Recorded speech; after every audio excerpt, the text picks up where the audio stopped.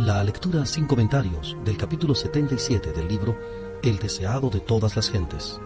Capítulo 77. En el tribunal de Pilato.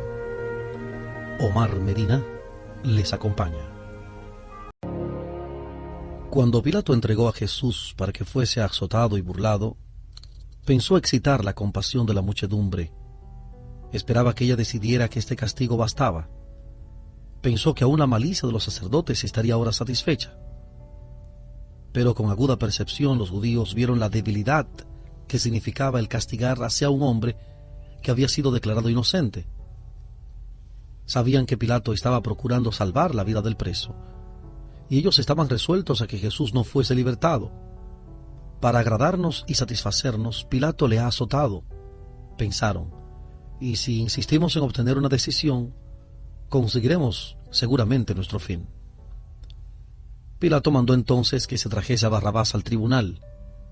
Presentó luego los dos presos, uno al lado del otro, y señalando al Salvador dijo con voz de solemne súplica: «He aquí el hombre. Os le traigo fuera, para que entendáis que ningún crimen hallo en él». Allí estaba el Hijo de Dios, llevando el manto de burla y la corona de espinas. Desnudo hasta la cintura, su espalda revelaba los largos y crueles azotes, de los cuales la sangre fluía copiosamente. Su rostro manchado de sangre llevaba las marcas del agotamiento y el dolor. Pero nunca había parecido más hermoso que en ese momento. El semblante del Salvador no estaba desfigurado delante de sus enemigos. Cada rasgo expresaba bondad y resignación y la más tierna compasión por sus crueles verdugos. Su porte no expresaba debilidad cobarde, sino la fuerza y dignidad de la longanimidad. En sorprendente contraste se destacaba el preso que estaba a su lado. Cada rasgo del semblante de Barrabás le proclamaba como el empedernido rufián que era. El contraste hablaba a toda persona que lo contemplaba. Algunos de los espectadores lloraban. Al mirar a Jesús, sus corazones se llenaron de simpatía. Aún los sacerdotes y príncipes estaban convencidos de que era todo lo que se averaba ser. Los soldados romanos que rodeaban a Cristo no eran todos endurecidos. Algunos miraban insistentemente su rostro en busca de una prueba de que era un personaje criminal o peligroso. De vez en cuando arrojaban una mirada de desprecio a Barrabás. No se necesitaba profunda percepción para discernir cabalmente lo que era. Luego volvían a mirar a aquel a quien se juzgaba. Miraban al divino doliente con sentimientos de profunda compasión.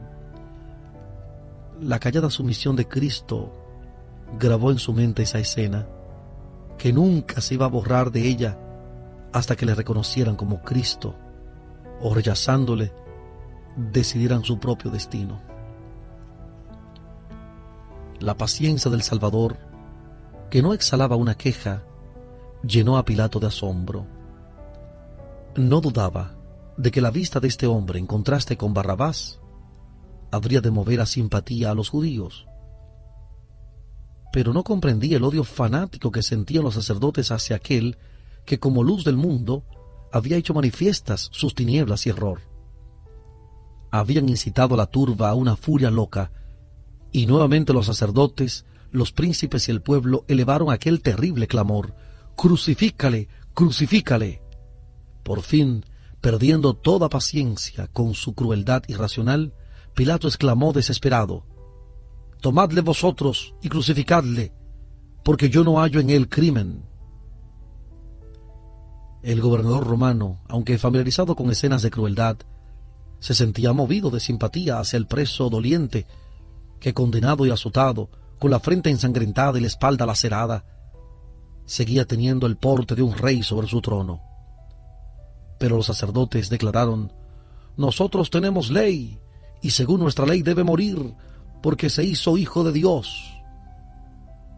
Pilato se sorprendió. No tenía idea correcta de Cristo y de su misión, pero tenía una fe vaga en Dios y en los seres superiores a la humanidad. El pensamiento que una vez antes cruzara por su mente cobró ahora una forma más definida. Se preguntó si no sería un ser divino el que estaba delante de él, cubierto con el burlesco manto purpúreo y coronado de espinas. Volvió al tribunal y dijo a Jesús: ¿De dónde eres tú? Pero Jesús no le respondió.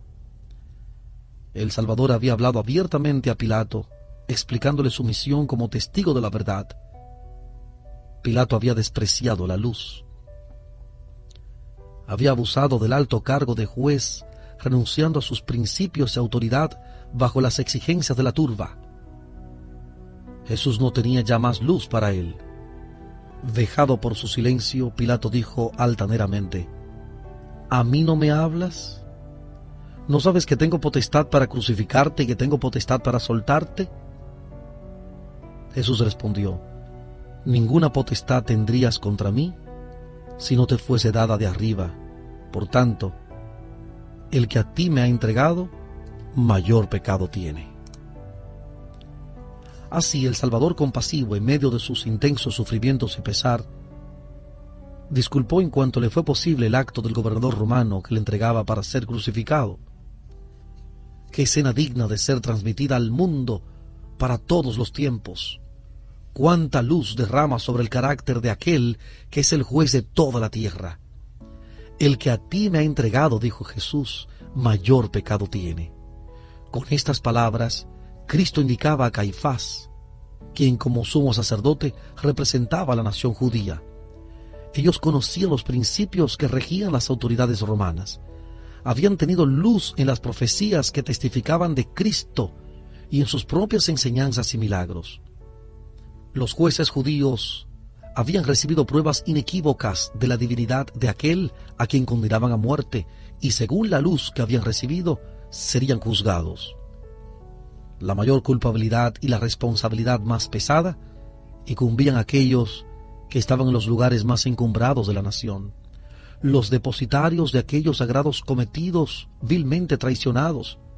Pilato, Herodes y los soldados romanos eran comparativamente ignorantes acerca de Jesús. Insultándole, trataban de agradar a los sacerdotes y príncipes. No tenían la luz que la nación judía había recibido en tanta abundancia. Si la luz hubiese sido dada a los soldados, no habrían tratado a Cristo tan cruelmente como lo hicieron. Pilato volvió a proponer la liberación del Salvador, mas los judíos daban voces diciendo: si a éste sueltas, no eres amigo de César. Así pretendían estos hipócritas ser celosos por la autoridad de César. De entre todos los que se oponían al gobierno romano, los judíos eran los más encarnizados. Cuando no había peligro en ello, eran los más tiránicos en imponer sus propias exigencias nacionales y religiosas. Pero cuando deseaban realizar algún propósito cruel, exaltaban el poder de César. A fin de lograr la destrucción de Cristo, profesaban ser leales al gobierno extranjero que odiaban.